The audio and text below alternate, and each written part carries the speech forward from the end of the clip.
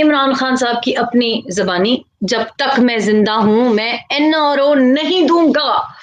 یہ بھی ایک اور یو ٹرن ہے ان کا، کیونکہ این آر او جس کو نہیں دینا چاہتے وہ این آر او دینا تو ان کے بس کی بات نہیں ہے، وہ تو اوپر کی گیم ہے ذرا. لیکن اس ٹائم میں این آر او نہیں دوں گا، مر جاؤں گا این آر او نہیں دوں گا نے کافی چھوٹے موٹے این آر او دیے ہیں.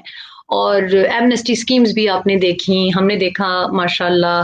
جو کل میں نے آپ کو رپورٹ بتائی تھی کہ جو ہمارا کارپوریٹ سیکٹر ہے، جو ہمارے ایلیٹس ہیں جن کے پاس ایگریکلچرل زراعت سے منسلک پیسہ ہوتا ہے، یعنی وڈیرے ہوتے ہیں، فیوڈلز ہوتے ہیں، یا جو کارپوریٹ انڈسٹری کارپوریٹ سیکٹر سے تعلق رکھتے ہیں، یعنی ہماری اشرفیہ، ان کو تو مراد ملتی رہتی ہیں.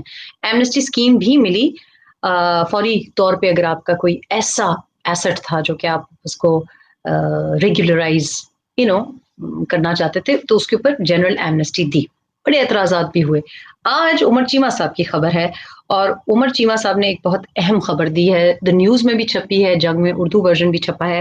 اور خبر یہ ہے کہ پنجاب حکومت نے وفاق کے اشارے پر، یعنی عثمان بزدار صاحب نے اور عمران خان صاحب نے، دونوں نے مل کر لینڈ مافیا کو تاریخ کا بڑا ترین این آر او کیا دے دیا ہے.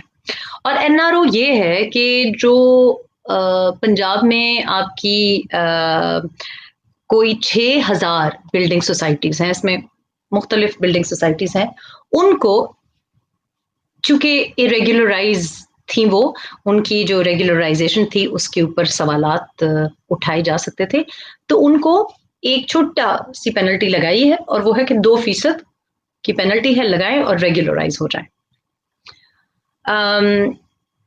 جب یہ خبر آئی تو اس وقت میں دیکھ رہی تھی کہ P M L N social media wing کل رات سے رائیونڈ کے اوپر جو چڑھائی کرنے کے ارادے ہیں لوگوں کے، اس کے خلاف ایک دفاع تیار کیے ہوئی تھی. مریم اورنگزیب، عطاءاللہ تاڑر صاحب، انہوں نے ایک پریس کانفرنس بھی جارحانہ کی اور فیکٹس بھی دیے. وہ فیکٹس کافی کمپیلنگ ہیں. شاہزیب خانزادہ پہ بھی بہت اچھی طرح سے ایکسپلین کیا مریم اورنگزیب نے کہ ایک تو مسئلہ ہے ہی نہیں، اور کوئی 30 سال سے مسئلہ نہیں ہے، تو یہ کہاں سے مسئلہ راتوں رات بن گیا ہے. 2 رات پہلے یہ مسئلہ بقول ان کے یہ کھڑا ہوا ہے کہ رائیونڈ کو یہ بیسکلی گرانا چاہتے تھے، اور وہاں پہ بھی ان کو سکی ہوئی ہے کیونکہ وہ ان کی جو خواہش تھی وہ پوری نہیں ہو سکی. اور کل ورکرز جو تھے پی ایم ایل این کے، وہ تو ٹرکوں کے اور کنٹینرز کے نیچے لیٹنے کو تیار تھے. اس قسم کی رد عمل آیا. بہرحال یہ مراد ظاہر ہے یہ نواز شریف کے گھر کے لیے، مریم نواز کے گھر کے لیے نہیں ہے، اور اگر ان کا دل چاہے گا تو شاید کسی اور طریقے سے گرا بھی دیں.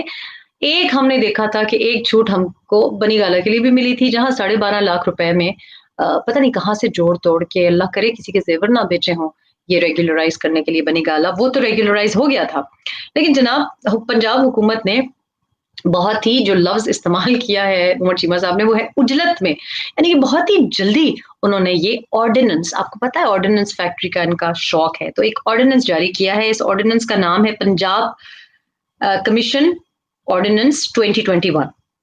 اور اس قانون کو آرڈیننس کے تحت اس لیے نافذ کیا ہے کہ نہ کوئی کابینہ سے پوچھیں، نہ کوئی لوکل منسٹرز کو اس میں لیا ہے، لوپ میں لیا ہے.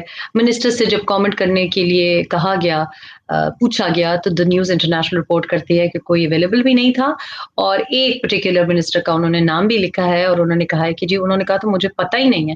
تو یعنی کہ جب انہوں نے سمری پش کی ہے تو پنجاب اسمبلی کا چونکہ سیشن میں ہی پنجاب اسمبلی نہیں ہے، تو چپکے چوری چھپکے انہوں نے یہ راتوں رات یہ کر دیا ہے.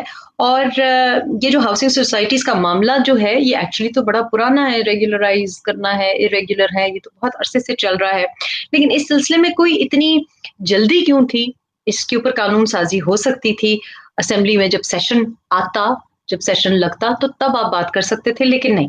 حکومت نے انتہائی جلدی اور بڑے رازداری کے ساتھ یہ آرڈیننس جاری کیا ہے، اور اس کے بعد یہ ساری جو ہاؤسنگ سوسائٹیز ہیں صرف 2% جرمانہ دیں گی، پینلٹی دیں گی، اور ریگولرائز اپنے کو کروا سکتی ہیں.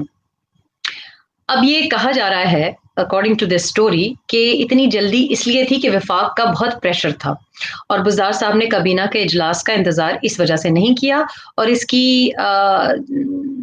سرکولیشن کے ذریعے اس کی منظوری انہوں نے کروا دی.